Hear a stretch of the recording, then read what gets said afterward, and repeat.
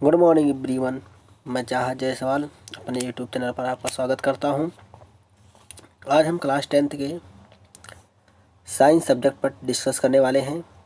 27 फरवरी को कौन कौन से क्वेश्चन एग्जाम में आने वाले हैं, कौन कौन से क्वेश्चन महत्वपूर्ण हैं, आज हम इस पर विस्तार पूर्वक अध्ययन करेंगे, डिस्कस करेंगे। और इस 50 क्वेश्चन में आपको एग्जाम में श्योर है क्वेश्चन देखने को मिलेंगे। चलिए हम स्टार्ट करते हैं। फर्स्ट क्वेश्चन हमारा है, निम्न में कौन सा अर्धचालक है। फर्स्ट क्वेश्चन, निम्न में कौन सा अर्धचालक है। पहला ऑप्शन है कांच, दूसरा ऑप्शन है अम्लीय जल, लवण धातु, और तीसरा ऑप्शन है सिलिकॉन एवं जर्मेनियम। तो हम बात करें अर्धचालक की, तो जो आपका सिलिकॉन और जर्मेनियम है ये आपका अर्धचालक होता है। क्या होता है बच्चों? ये आपका अर्धचालक है। रबड़ की बात करें और कांच की बात करें तो ये आपका आचालक है। क्या है? ये आपका आचालक है। इसमें धारा नहीं प्रवाहित हो सकती। अम्ल लवण धातु ये आपका चालक है। ये आपका क्या है?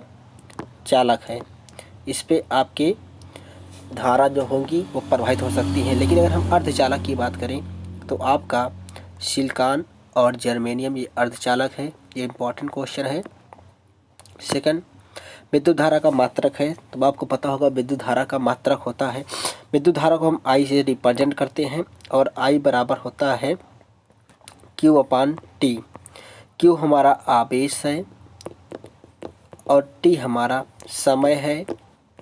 आवेश का मात्रक होता है कूलाम, समय का मात्रक होता है सेकंड। तो हमारा फार्मूला बन गया कूलाम प्रति सेकंड। तो पहला ऑप्शन कह रहा है विद्युत धारा का मात्रक है कूलाम प्रति सेकंड, और कूलाम प्रति सेकंड को ही हम एम्पियर कहते हैं। और तीसरा है कि कूलाम सेकंड के पावर -1। तो आपका हो जाएगा कि विद्युत धारा का मात्रक एम्पियर भी है, कूलाम प्रति सेकंड भी है, कूलाम सेकंड के पावर -1 भी है। अर्थात ये सभी विद्युत धारा के 3 मात्रक हम आपको बताए, कूलाम प्रति सेकंड, एम्पियर, कूलाम सेकंड के पावर -1। चलिए तीसरा क्वेश्चन, विद्युत विभवांतर का मात्रक है। तो वोल्ट, कूलाम, जूल प्रति कूलाम। तो ये सभी विद्युत विभवांतर के मात्रक हैं। विभवांतर को भी से प्रदर्शित करते हैं। विभवांतर भी बराबर होता है W/Q। विभवांतर भी बराबर होता है W/Q। W हमारा किया गया कार्य है, Q हमारा क्या है बच्चों? आवेश है। चलिए नेक्स्ट, एक इलेक्ट्रॉन का आवेश होता है। तो एक इलेक्ट्रॉन का आवेश की बात करेगा तो इलेक्ट्रॉन का आवेश होता है 1.6 × 10⁻⁹ कूलाम। क्या होता है? 19 कूलाम। तो ये हमारा फर्स्ट ऑप्शन क्या हो जाएगा? राइट हो जाएगा। बहते हुए या गिरते हुए जल में कौन सी ऊर्जा होती है? बहुत इंपॉर्टेंट क्वेश्चन है। तो मैं हम बता दूं, बहते हुए जल में एवं गिरते हुए जल में यांत्रिक ऊर्जा होती है। कौन सी ऊर्जा होती है? यांत्रिक ऊर्जा होती है। नेक्स्ट, आमीटर मापन है। तो आमीटर जो होता है ये विद्युत धारा का मापन करता है। किसका मापन करता है? विद्युत धारा का मापन करता है। विभवांतर का मात्रक जो होता है वो वोल्ट मीटर होता है। जो वोल्ट मीटर होता है वो विभवांतर का मापन करता है। नेक्स्ट क्वेश्चन, यदि एक तार में प्रवाहित धारा का मान 2 गुना कर दिया जाए तो विभवांतर का मान क्या हो जाएगा? मोस्ट इम्पॉर्टेंट क्वेश्चन है। यदि एक तार में प्रवाहित धारा को I को हम 2 गुना कर दें तो जो उसका विभवांतर होगा वो क्या हो जाएगा? वो 4 गुना हो जाएगा। वो कितना हो जाएगा बच्चों? 4 गुना हो जाएगा। विद्युत धारा इलेक्ट्रॉन की दिशा के किस ओर बहती है? तो हम बता दें, विद्युत धारा इलेक्ट्रॉन की दिशा तो ये बाएं से दाएं की ओर बहती है। क्या बहती है बच्चों? बाएं से दाएं की ओर बहती है। दाएं की ओर बहती है। चलिए नेक्स्ट, चालक किन किन कारणों पर निर्भर करता है। तो हम ये मोस्ट इम्पॉर्टेंट क्वेश्चन है, कई साल पूछा गया है। तो जो चालक है, प्रतिरोध चालक है, वो 4 बातों पर निर्भर करता है। पहली बात ताप पर, दूसरी बात हो गई लंबाई पर, जो तार का लंबाई है उस पर भी ये निर्भर करता है। तीसरी बात हो गई ये क्षेत्रफल पर निर्भर करता है। और चौथी बात ये है कि ये पदार्थ की मात्रा पर निर्भर करता है, पदार्थ की मात्रा पर भी ये निर्भर करता है। जो चालक तार होता है, जो प्रतिरोध होता है, वो 4 बातों पर निर्भर करता है। एक तो वो टेम्परेचर पर निर्भर करता है, लेंथ पर निर्भर करता है, एरिया पर, और उसकी क्वालिटी पर निर्भर करता है। एक चालक पर सामान्य से 40 इलेक्ट्रॉन हैं, तो n बराबर 40 इलेक्ट्रॉन। n को इलेक्ट्रॉन की संख्या कहते हैं। n को जो इलेक्ट्रॉन की संख्या है उसे हम n से प्रदर्शित करते हैं, इलेक्ट्रॉन की संख्या को n से प्रदर्शित करते हैं। तो यहाँ 40 इलेक्ट्रॉन कह रहा है, जिसका मिस n बराबर दिया है। तो चालक पर उपस्थित आवेश की मात्रा क्या होगी। तो आवेश की मात्रा q का मान फाइंड करना है। तो फार्मूला होता है q बराबर NE। तो q बराबर n का मान 40 है। E का मान आपको याद करना होगा 1.6 × 10⁻⁻19 कूलाम। मल्टीप्लाई कर लीजिए, ये हो जाएगा 16 0 × 16 16 64 हो जाएगा 64.0 × 10⁻⁻19 कूलाम। ये इसका आंसर हो जाएगा। एक इलेक्ट्रॉन वोल्ट बराबर है, तो एक इलेक्ट्रॉन वोल्ट 1 × 6 × 10⁻⁻19 कूलाम के बराबर होता है। नेक्स्ट, ओम का सूत्र है, तो V बराबर IR ओम का सूत्र है। नेक्स्ट, विद्युत बल्ब में कौन सी गैस भरी होती है। तो हम बता दें विद्युत बल्ब में नाइट्रोजन और आर्गन गैस भरी होती है, जो कि बहुत इंपॉर्टेंट क्वेश्चन है। पेपर में ये हर हाल 100% श्योर है, पेपर में छपेगा। विद्युत बल्ब के तार बने होते हैं, तो विद्युत बल्ब के जो तार बने होते हैं टंगस्टन के बने होते हैं। और गैस की बात करें तो नाइट्रोजन गैस और आर्गन गैस भरी होती है। नाइट्रोजन और आर्गन गैस विद्युत बल्ब में भरी होती है। अगर उसके तार की बात करें तो ये टंगस्टन का तार बना होता है। नाइक्रोम का जो तार होता है ये किसका बना होता है। ये हीटर का तार जो होता है वो नाइक्रोम का बना होता है। नेक्स्ट, एक अश्वशक्ति बराबर है, मोस्ट इम्पॉर्टेंट क्वेश्चन, ये छपेगा 100% ये क्वेश्चन छपेगा। तो एक अश्वशक्ति बराबर 746 वाट। नेक्स्ट, हीटर का तार बना होता है, तो हीटर का तार जो बना होता है वो भी नाइक्रोम का बना होता है। हीटर का तार किसका बना होता है, नाइक्रोम का बना होता है। विद्युत बल्ब का तंतु टंगस्टन का होता है, क्योंकि उसका गलनांक बहुत उच्च होता है। क्योंकि उसका गलनांक क्या होता है बच्चों, बहुत उच्च होता है। नेक्स्ट, 1 किलोवाट घंटे में जूल की संख्या कितनी है। तो 3.6 × 10⁻6 ये उसकी क्या है, जूल है। 1 किलोवाट घंटा बराबर 3.6 × 10⁻6 जूल होता है।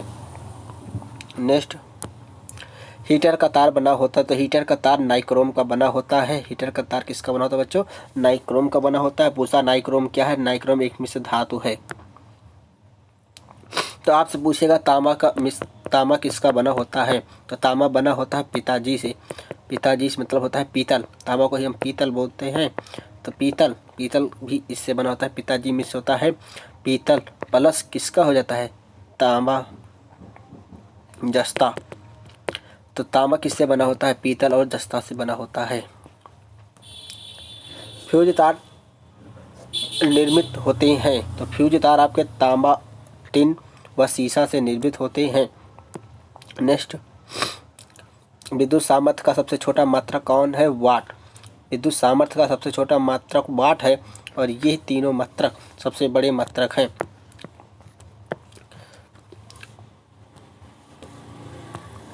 विद्युत सामर्थ्य का सबसे छोटा मात्रक वाट है, वाट मेगा शक्ति, और ये बड़ा मात्रक है। ये कैसा मात्रक है, बड़ा मात्रक है। किसका मात्रक है, विद्युत सामर्थ्य को हम P से प्रदर्शित करते हैं। इससे प्रदर्शित करते हैं, P से प्रदर्शित करते हैं। विद्युत सामर्थ्य को ही हम विद्युत शक्ति भी कहते हैं। क्या कहते हैं बच्चों, विद्युत शक्ति कहते हैं।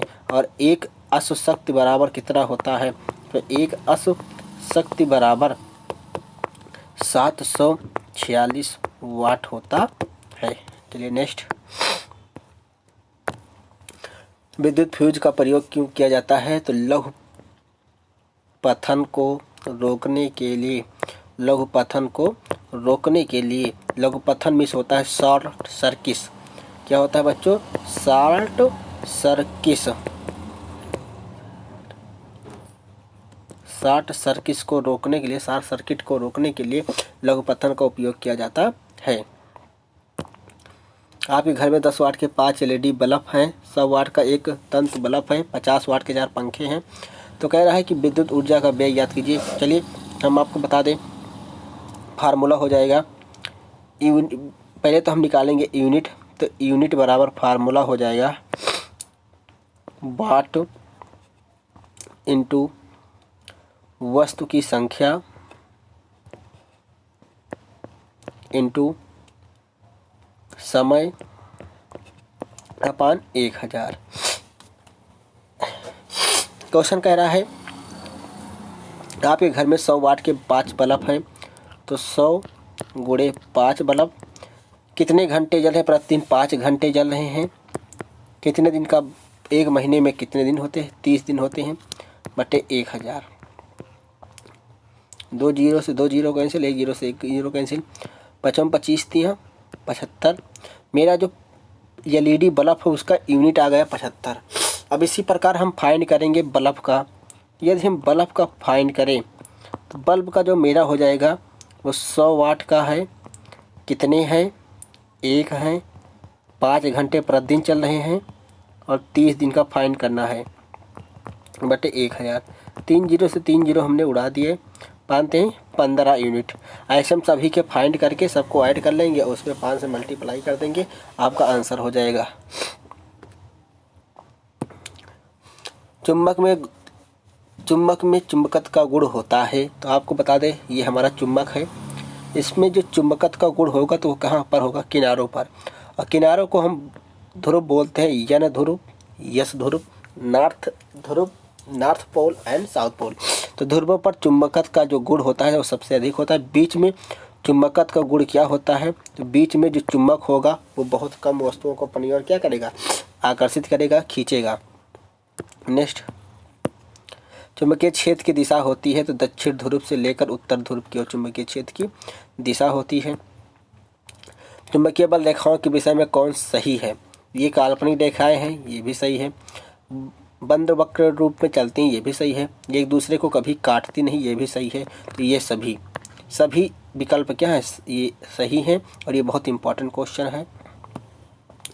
कौन सा चुंबकीय क्षेत्र का मात्रक नहीं है? तो हम अब आपको बताते हैं जो गास है ये चुंबकीय क्षेत्र का मात्रक है। न्यूटन प्रति मीटर स्क्वायर भी मात्रक है, टेस्ला भी है, न्यूटन प्रति एम्पियर स्क्वायर भी इसका मात्रक है। नेक्स्ट, कौन सा कृत्रिम चुंबक नहीं है? कृत्रिम चुंबक होगा, चुंबक 2 प्रकार के होते हैं। अगर हम चुंबक की बात करें तो चुंबक से श्योर है क्वेश्चन आएगा। चुंबक 2 प्रकार के होते हैं, एक होता है कृत्रिम चुंबक और एक होता है प्राकृतिक चुंबक। तो प्राकृतिक चुंबक कौन कौन से हैं? तो प्राकृतिक चुंबक आपके मैग्नेटाइट के पत्थर प्राकृतिक चुंबक हैं, और आपका छड़ एवं नाल चुंबक ये भी आपका कृत्रिम चुंबक है। चुंबकीय सुई ये भी आपका क्या है? कृत्रिम चुंबक है। तो कह रहा है क्वेश्चन कि कौन सा कृत्रिम चुंबक नहीं है? कौन सा कृत्रिम चुंबक नहीं है?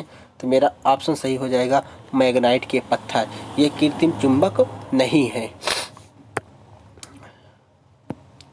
चुंबकीय बल रेखाओं के नियम की दिशा किस नियम द्वारा ज्ञात की जाती है?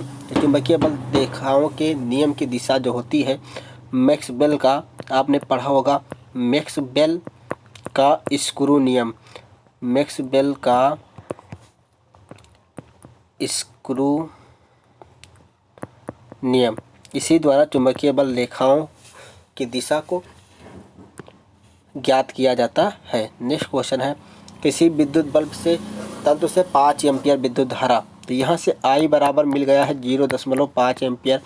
यदि किसी संख्या के पीछे एम्पियर लिखा होगा तो आप समझ जाइए वो विद्युत धारा का मान है। किसी संख्या के पीछे आपका समय लिखा होगा, समझ जाइए वो समय का मात्रक है। तो 10 मिनट कह रहा है, हम इसको सेकंड में बदल देंगे तो हमारा हो जाएगा 600 सेकंड। कह रहा है तक प्रवाहित होता है। विद्युत प्रवाह से प्रवाहित आवेश का क्यू का मान ज्ञात करना। एक फार्मूला होता है क्यू बराबर आई टी, आवेश बराबर क्यू आई टी 0.5 गुणे 0.5 गुणे 600 मल्टीप्लाई कर दीजिए, आपको हो जाएगा 5/10 गुणे 600। एक जीरो से एक जीरो कैंसिल हो जाएगा, 5 शून्य से 5 6 30, 300 कूलाम इसका आंसर आ जाएगा। एक विद्युत चालक में 10 एम्पियर की धारा बह रही है, संख्या के पीछे एम्पियर लिखा है तो वो आपका धारा का मान है, तो आई बराबर हो गया 10 एम्पियर। उसमें प्रति सेकंड में हो गया कि टी बराबर हमारा दिया है 1 सेकंड। 1 सेकंड का इलेक्ट्रॉनों की संख्या ज्ञात कीजिए। आपको पता है क्यू बराबर होता है एन ई और क्यू बराबर भी होता है आई टी, तो हमारा हो जाएगा एन ई बराबर आई टी। एन का मान याद करना है, ई का मान 1.6 गुणे 10⁻⁻19 कूलाम आप याद करेंगे, इक्वल टू 10 × 1। अब एन बराबर हो जाएगा 10/1.6 गुणे 10⁻⁻19 कूलाम। नेक्स्ट पेज अब हो जाएगा 10 × 10 के पावर 19 इंटू 1.6 हो जाएगा 1.6 इंटू 10 के पावर 20, यही आंसर हो जाएगा। विद्युत मोटर में फ्लेमिंग का कौन सा नियम लगता है? तो विद्युत मोटर में फ्लेमिंग का कौन सा नियम लगता है? तो विद्युत मोटर में फ्लेमिंग के बाएं हाथ का नियम लगता है। विद्युत जनित का कार्य क्या है? विद्युत जनित को हम क्या कहते हैं? डायनमो ही कहते हैं, बहुत इंपॉर्टेंट है डायनमो। डायनमो को विद्युत जनित को कहते हैं। तो विद्युत जनित का काम है विद्युत चुम्बकीय प्रेरण के सिद्धांत पर कार्य करता है। जो विद्युत जनित है, जो डायनमो हो आपका, वो चुम्बकीय प्रेरण के सिद्धांत पर कार्य करता है। चलिए, डायनमो उत्पन्न करता है, तो हमने कहा विद्युत वाहक बल उत्पन्न करता है। डायनमो क्या उत्पन्न करता है? विद्युत वाहक बल उत्पन्न करता है। विद्युत खतरों से किस प्रकार बचाव किया जा सकता है? तो आपको पता है कि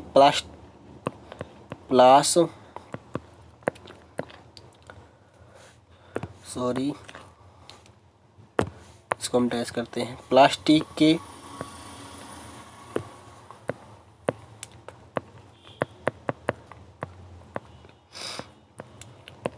के दस्ताने पहनकर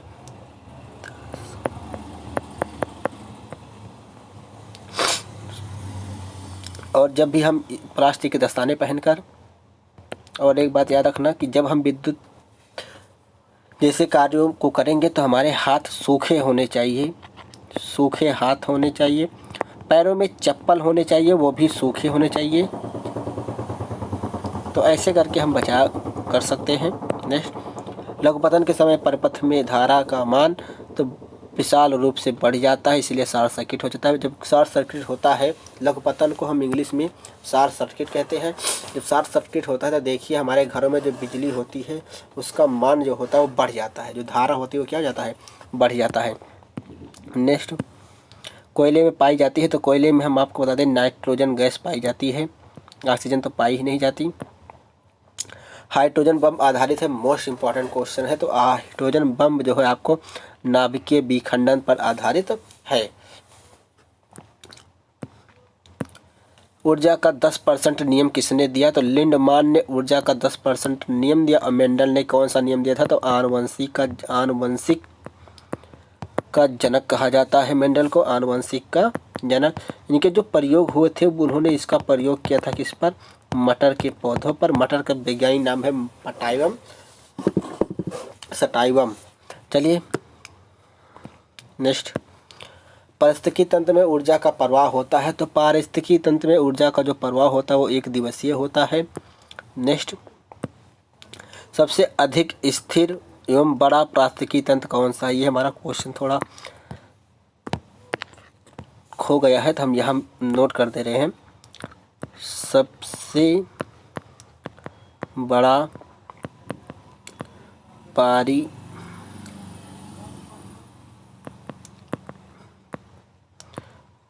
पारिस्थितिकी तंत्र है। तो मतलब समुद्र जो है आपका, जो सबसे बड़ा पारिस्थितिकी तंत्र है, ये स्थिर भी है और बड़ा भी है, सबसे बड़ा है ये। नेक्स्ट, ओजोन परत नष्ट हुआ है, तो हम बता दें ऑस्ट्रेलिया में नहीं, यूरोप में नहीं, अंटार्कटिका में ओजोन परत क्या हो गया है, छेद हो गया है। ओजोन परत का कार्य क्या है, तो जो अल्ट्रावायलेट किरणें आती है उसको सोखती है। अल्ट्रावायलेट किरणों को पृथ्वी तक आने को रोकना, पृथ्वी की किरणों को रोकना, कहाँ आने में, पृथ्वी आने में, पृथ्वी तक न आए। इससे जो रोग हो जाएगा, हम बता दें,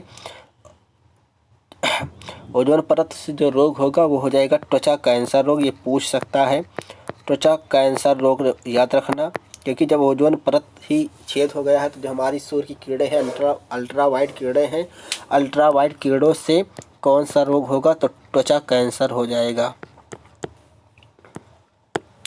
नेक्स्ट,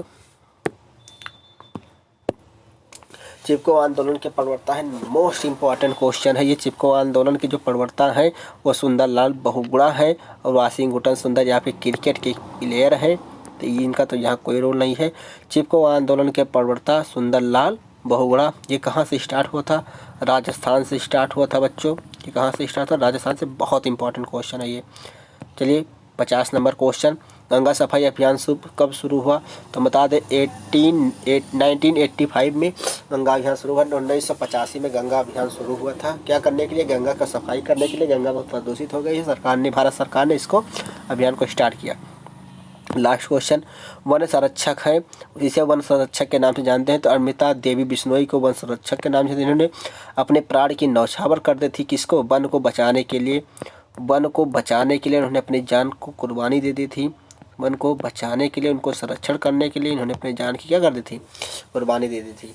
ये हमने आज आपको 51 क्वेश्चन साइंस के महत्वपूर्ण कराए हैं। यदि हमारे सेक्शन आपको पसंद आए हो तो ये सभी बच्चों के पास शेयर कर दीजिएगा। जो बच्चे हमारे चैनल को सब्सक्राइब नहीं किए हैं तो हमारे चैनल को सब्सक्राइब करें, लाइक करें।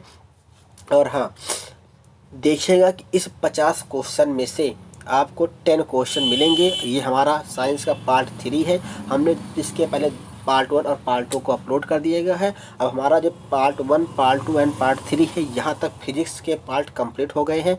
नेक्स्ट डे से हमारा जो नेक्स्ट वीडियो हमारा अपलोड होगा उसमें पार्ट 4 में बायोलॉजी के क्वेश्चन होंगे, जो कि मोस्ट इम्पॉर्टेंट है। तब तक के लिए जय हिंद साथियों।